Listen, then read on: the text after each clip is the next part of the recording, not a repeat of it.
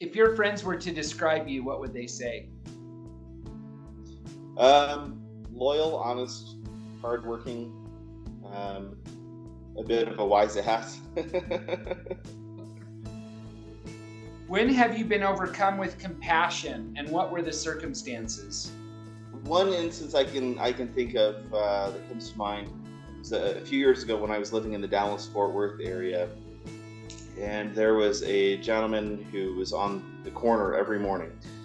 I'd drive by him every morning on the way to work, and he'd be out there with his sign, and traffic would stop, and people would hand him a $5 or whatnot. And I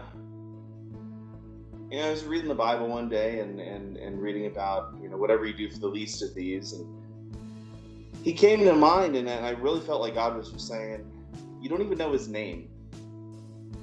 Like, what do you even care? You don't even know who he is. You don't know his name. Remember getting out, I was really impressed by that and felt the urge to go out and meet him. And so I drove by, and my initial plan was I was going to stop and just yell out to the car, "Hey dude, what's your name?" But I was always 100 yards back from him, couldn't get close, and so I had to pull over and got out and stopped and walked across the street and shook his hand and asked him what his name was, and his name was Warren. And Warren was out there because he'd been laid off and he had good insurance, but his wife was sick and he got laid off, and he was just trying to do what he could. And I don't know, it really hit me for the first time that he was a person.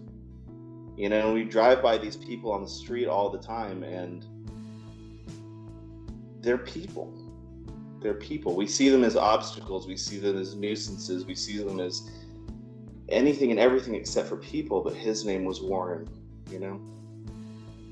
And then as far as my own situation, my wife was pregnant with our fourth kid, and I lost my job and I lost my business in about 2 weeks of each other. And over the course of that time, we didn't really have a way to pay the bills, and the folks in our church, envelopes kept showing up.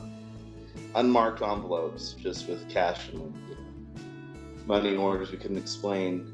But there was this one couple, and he would kill me if I said what his name was. So I'm going to wait until after he dies to actually say who it was. But there was this one elderly couple that kind of looked like Santa Claus, and Christmas time, he knew that we couldn't afford presents for our kids.